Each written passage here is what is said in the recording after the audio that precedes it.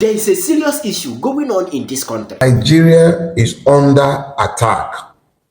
There is no sugarcoating it. These are foreign Fulanis who are not aborigines to Nigeria, who sees Nigeria as their patrimony, and they have been brought into the country under the auspices of the APC and have been largely protected and supported by the same APC. Now, when they refer to me say this kind of things, if it never happened to you, you will think it's a joke. But things are happening in this country. Now, a few days ago, there was an attack that happened in Plateau to the extent that the governor came out and said that this is not funny anymore. And because of the way it has kept on happening, he has come to the conclusion that this thing is not done by ordinary people, that there are terrorist organizations behind those attacks. At this point in time, I have no option than to conclude that these are terrorist organizations who have been unleashed upon the people. And he's calling on security people to fish out those terrorist organizations. But according to what happened in this particular video, in case if you have never watched it, go down my video list and check it out. The security personnel that talked in that video say that what is happening has a political undertone, that even if you should send all the whole army to that place and there is no kind of political dealings with it, that it might not stop and they might not be able to stop what is going on. And I was like, what is going on? Again, when the referee to me talked about what happened in Plateau in this particular video, he said that the numbers you are hearing online is never what happened, that what happened is bigger than that. And we thought that that is the end of it and security personnel are going to do something about it. This particular Sunday that just went by, another attack happened in the same Plateau state, to the extent that they recorded that 51 people were died in that same attack. And I was like, what is going on in this country? And don't forget that Dele Farutimi said something in this video where he said that APC member accepted that they are imported Fulani from some kind places into this country. I remembered the narratives offered by Kawu Baraje, the former national secretary, I believe, of the APC. This is reported in Business Day of the 2nd of August, 2022. Baraje was speaking at the occasion of his 70th birthday. And he said, on record, that in the lead up to the 2015 election, they, as the APC, imported Fulanis from Sierra Leone, from Mali, from Senegal, from Niger, and from Chad. In fact, if you've never watched that video, go ahead and check it out on my video list. But now, I am going to allow you to listen to Arise News and hear what went down in Plateau State again. But as you are listening to it, make sure you are clicking on that share button and also subscribe in case if you have never done so for more updates. And after that, I'll be back. Let's go there. At about midnight into early this morning, over 100 militia bandits descended on one of the communities in Kwal district of Bassa local government, leaving in their trail a number of dead bodies and destroyed houses. We've just deliberated and taken information, debriefing from the heads of security on all that transpired, and we are trying to establish what actually happened, why it happened, so that we can be able to address the situation. At the moment, the situation there is calm, and we've tried to plead with the people, restrain them from any reaction that will further escalate the situation. And we are glad that the youth of that community were able to listen to us. At the moment, we're discussing very far-reaching decisions that we will take in order to avert possible future occurrences. details of some of these decisions will be made available in my broadcast to the state tomorrow. In the meantime, I want to reassure the people of Plateau State that we are truly on top of this situation and will go to any length to be able to forestall further occurrence. At the moment, I'd like to encourage our people all over the state that please, whatever intelligence you pick up, no matter how irrelevant you think it is, please do let us know. We are ready to protect the source of our information so that no life will be in jeopardy. Because we realize that if we don't get sufficient intelligence, we will not be able to react as we should.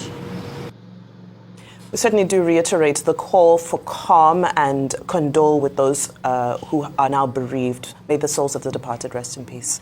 May the souls of the departed rest in peace. But it is, of course, important that the governors step up. In saying this, this is a theme now, right? Rufai had that great interview with the governor of Zamfara that we aired yesterday. Insecurity was part of the conversation. We've talked, well, this is the third time now, fourth time in about a week where we'll be talking about Benue later on today. Then you've got the situation in Plateau State. I don't know how many people listen to Sean Price. He's passed away, unfortunately, but he was on an album called Random Acts, which was a group they formed. And there's a particular song called The Hex. He has this line. He says, I'll pull out the piece and pop you, Papi, and you probably want peace like Mahatma Gandhi. There's a double entendre there where he's talking about peace like a gun, and you want peace like Gandhi, who was big on civil disobedience. I think about that line a lot when I think about the dichotomy of governors in Nigeria. They keep talking about how, security is really up to the federal government. I can't do much. But when you see a governor's convoy, try and step up and see if you can reach for a governor or touch him. You probably get shot on the spot, right? So when it comes to their personal convoys and when they move around, they've got the best security of anybody else. But then when insecurity happens in the country, they start appealing for peace. The buck stops with the governors. And I'm very much behind the president in telling the Plateau State governor that you need to step up and you need to improve. And this goes for Plateau State. It goes for Benue State. It goes for Zamfara. It goes for everywhere else. You are the executive governor. You're the CEO. Secure your states. Improve, get money, borrow, do what you can, get drones, get into the communities. The governors have to do better. Every week, we're doing this every single week. Another attack and another attack. We commiserate, prayers, this and that. They give a speech. We go back. The same thing happens again. The governors have to step up and they've got to do better. For me, I totally disagree with Mr. President this morning. I think it's an abdication of responsibility. And I think President Tinubu has not done enough when it comes to insecurity. And I think the governor has no blame in this communal crisis matter. And the governors cannot really do much. Let's be sincere with ourselves. The federal government oversees the police. The same federal government will not like state security. Even if you get state security, you can't get them sophisticated weapons because of clause in the Constitution. Secondly, the military is overseen by the federal government. Yes, we can say governors have protection. They move around in convoys, yes. But apart from their protection, the day this governor has a problem with the federal government, that's when you will know that he has no powers. We have seen with the case of Governor Fubara now. It's just one order from above. And they will manipulate even the security architecture on ground. Governor Muftwang, yes, should be able to talk to people communally. But the greatest blame falls on President Tinubu that is still in France. Well over 100 people have died. What is he going to do about it? Is he going to put in more military? Do we even have boots on the ground? Little over 200 or 300,000 soldiers. Less than 400,000 police officers. For a population of over 200 million. Are those areas effectively covered? What's the reconnaissance like? So once people got intelligence there were going to be a reprisal attack, what was done to forestall the reprisal attacks? Who fights back? You put a vigilante team in there, they will complain of high-handedness at some point. So who fights back? Who is able to protect the people of Bokos, Manga, Mangu, and a couple of other areas? And the people around the Rigwe area. All of this should go back to the president. Look at all the security personnel there, the military, the civil, what's it called, defense and everything. All of them get instruction from the President of the Federal Republic of Nigeria. The governors are the chief security officers in name and only when they are in alignment with the government of the center. So you see, a governor that pretty much gets his way by is in alignment with the government of the center. If the government of the center want to mess you up, you will see what happens. Before you know it, they withdraw security so quickly from you. So there's no true level of, federalism. And I hate to use the word true federalism because it doesn't exist in the first place. The solutions will be number one. How do we put a response force across local government areas that can alert people when there are these attacks so that they can be repelled quickly? Secondly, are we going to put some vigilante units on the ground, and who is going to be able to fund them? Thirdly, the intercommunal conversation and all of that. Most importantly, these people that come to attack, how do they get the weapons? It's the federal government that will do the work of taking the weapons off them in the first place. So all that weaponry architecture and illegal movement of weapons must be stopped. But how are they going to do this? It's the federal government through the DSS and other intelligence apparatchik that will have to do that. What I just want to tell President Tinubu this morning, are you not tired of condemning deaths in this country? The other day, you issued out a statement, condemn deaths. Today, you are issuing another statement, condemning deaths. When will you stop issuing statements to condemn death and actually get on top of the situation and be proactive? President Tinubu, Section 14, subsection 2 says, the security of the Federal Republic of Nigeria is the paramount responsibility of the states. You are the head of states. The buck stops with you. Do something.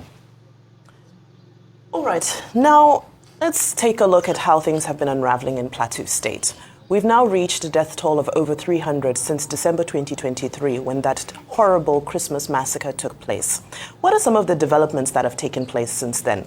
Well, in 2023, the governor created the Agro Rangers, who were part of the Civil Defense Corps. And he accredits the Agro Rangers and their work for being able to keep these attacks at bay until now. Now, what are the key factors? We know that these attacks have been happening for over 2 decades. The governor is saying that this is a clear case of genocide and land grabbing. He said the timing is always the same, that these terrorists and criminals always come around the time to plant and kick these communities out so that they are unable to farm during the farming season. Beyond farming, there are also activities of illegal mining. Now, we need to put the region into context and remember that there are several nomadic groups that operate in the area and around the Sahara region in general. This is historic. Now, what the governor is saying is that there are now some criminal groups who are taking advantage of the cover of the nomadic groups to come and perpetrate all of these atrocities. Now, what are some of the factors we are looking at? We're looking at what used to be known as the issue of farmer-herder crisis. This is now being dispelled because he's saying that this is no longer farmer-herder because we have a clear case of terrorism, genocide, and land grabbing. We know that climate change is forcing these groups to move from certain parts in pursuit of more fertile areas. The question is, what are the solutions? The governor, I believe, has done his part in instituting the Agro Rangers. That's the most he can do. And he's trying to foster some sort of community spirit. But he reiterated that this Rufai community which was attacked is the same community, part of the same community that lost 17 people in December 2023. Which shows you, excuse me, that these groups are attacking the same communities time and time again. They have their targets. They said that they attacked during a funeral when they were mourning the loss of a loved one in the afternoon. So they are now bold. They are not even waiting until the middle of the night. The governor acknowledged that the DIG operations for police is currently on the ground in Plateau State. Well, let's see what that does. But he also challenged the fact that the security services are largely reactive and not proactive.